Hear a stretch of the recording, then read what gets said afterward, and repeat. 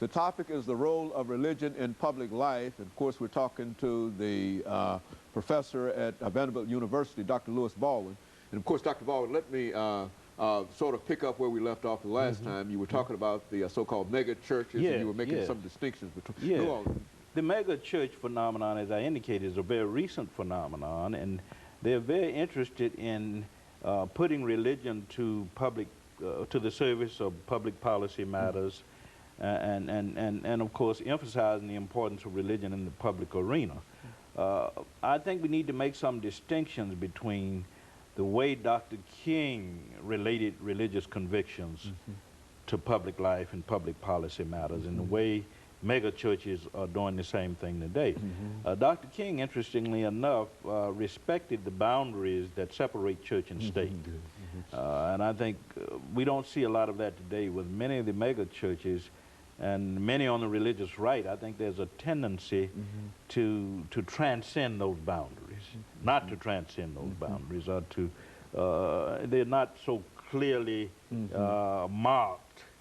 The divisions are not so clear when you look at the religious right and the mega church phenomenon. But Dr. King was very clear in the sense that he always respected our tradition of the separation of church and state. The other difference, I think, is that Dr. King brought a prophetic dimension to his public expressions of faith. That is, he critiqued our values, he critiqued our institutions, our practices, he critiqued the racism in society, the economic injustice, the exploitation of the poor, the violence. But we don't see that prophetic dimension today with the mega churches. Mega churches, as I indicated, almost the opposite, really. Exactly. In the comments we made before we went on the air, I indicated that mega churches are concerned about prosperity and praise. You know, God wants you to have this. Jesus came that we might have life and have it more abundantly. So you have a gospel of prosperity, positivism, but not a prophetic social gospel. And that's an important difference between what Dr. King and what we see today with people like Eddie Long and Creflo Dollar and T.D. Jakes and Paul Morton and others. Now, not to say, I'm not saying that we don't need these people, because I think they're doing a great job in terms of pursuing charity ministries, that is feeding hungry. They have programs for people who are addicted to drugs and alcohol and that kind of thing. The homeless. And exactly. But they don't challenge the very structures that make people poor in the first place. And this is where Dr. King was different, I think. He challenged the laws, the institutions, the structures that make people poor in the first place, that account for substandard housing, that account for the lack of affirmative action, and equality, racial equality, economic equality. He attacked the structures, the institutions, and I think that's missing today with our mega churches, with our mega church pastors, with the electronic church. We don't see that today. Well, now, Dr. Baldwin, what would you suggest that could sort of realign these various thoughts in reference to more social responsibility toward the gospel or toward for the church? Yeah, I think we need to go back to what Dr. King once called a holistic gospel. Dr. King often said that the gospel deals with the whole person. It deals with the personal. It deals with the soul. Certainly we speak in terms of personal salvation, getting people saved, saving the soul, getting them converted, reborn. That's one dimension of it. But Dr. King also said that religion must deal with the social, the political, and the economic. That in other words, we should embrace a social gospel. The social gospel movement, as you well know, started by Walter Rauschenbusch, Washington Gladden, Josiah Strong, and other thinkers, had a heavy influence on Dr. King. So he always understood religion in both personal and social terms. That it deals with the personal, but it also deals with the social, which means that we should be about changing the world. We should be about feeding the hungry. We should also be about challenging those laws, structures, institutions that oppress people, that account for inequality in human life.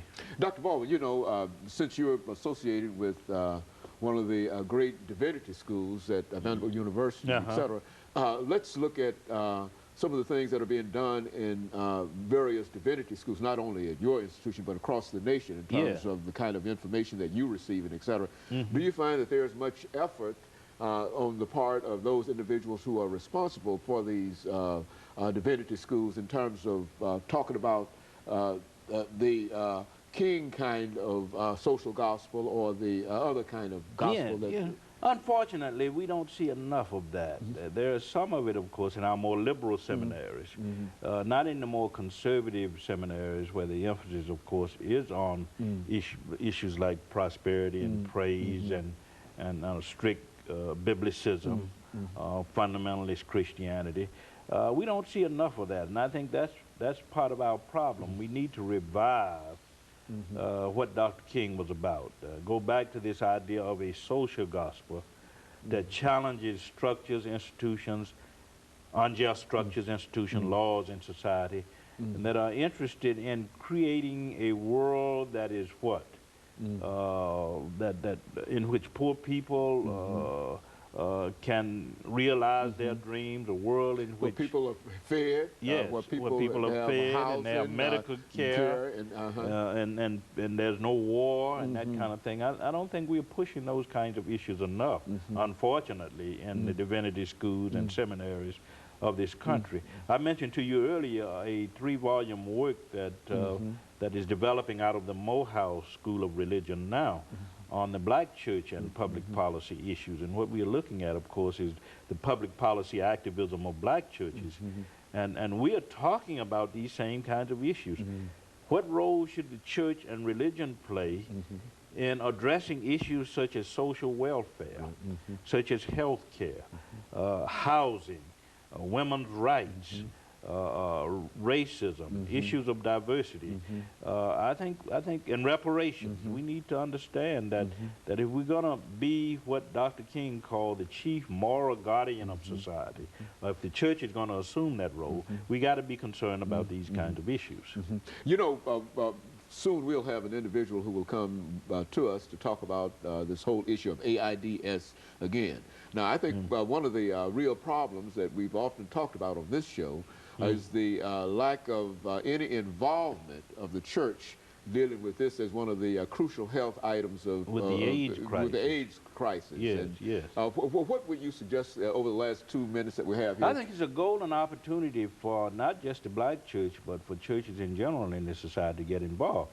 Interestingly enough, one of Africa, as you well know, will be the epicenter of Christianity in the 21st century. There's no question about it, because Christianity is growing rapidly there.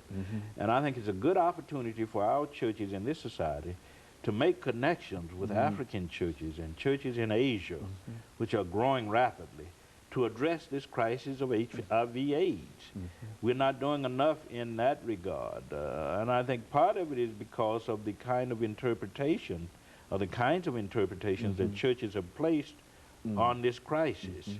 That is, you know, they see it, many of them see it as God's judgment on America or on the world. And I think we need to see it as a kind of health crisis that threatens our very existence as human beings.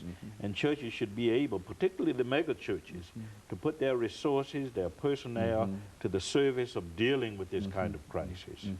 Very good. And so Dr. Baldwin, over the last minute and a half that we have here, you believe that the churches can go back to a period where they are not only concerned with souls, but also have a social outlook and to have a very real social responsibility. Yeah, I think it's all about recapturing the legacy of Dr. King and those who were involved in the civil rights movement. I think if we read Dr. King and study Dr. King, of course, Dr. King has much to say to us even today about the role of the church and religion in addressing public policy matters and how religion and the church figure into public life. I think it's a matter of going back and being, you know, studying Dr. King, studying the history of this country and how the debates have unfolded over time around this issue of the role of religion in the church in public life. I think there's much there that we can learn, and I think we can recapture that prophetic dimension that was so characteristic of Dr. King's ministry. Very good. And of course, Dr. Baldwin, over the last 15 seconds, let us thank you for bringing that excellent information by and giving us at least some guidelines as to how we might be able to become very, very more sensitive in terms of religion. And of course, we'll be back with our audience next week for another informative edition of Comments. Thank you and good morning.